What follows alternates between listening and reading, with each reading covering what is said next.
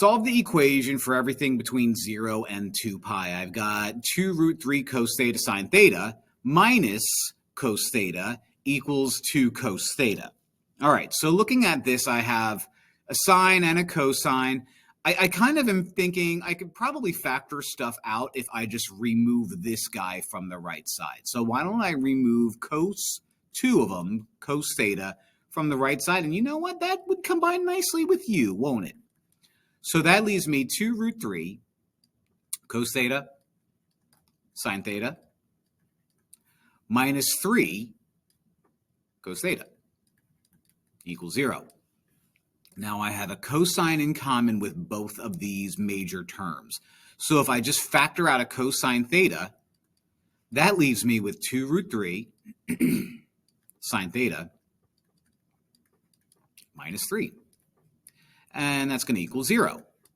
So a factor times a factor equals 0 means 0 product property. Starting out with the lovely one first, and I'll just write that here, cos theta equals 0.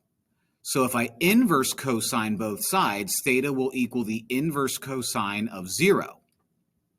Okay, that happens at 2 spots.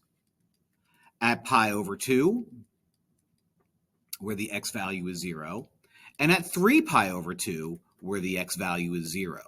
And of course, that follows in the constraints of between 0 and 2 pi.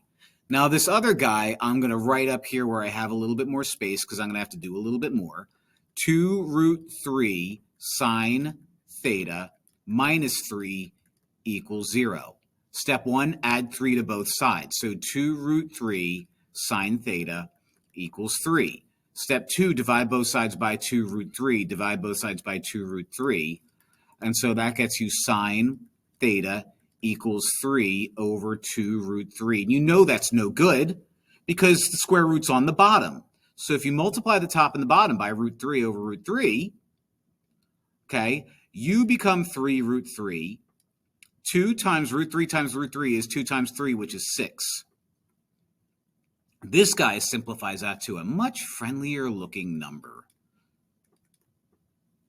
Root 3 over 2.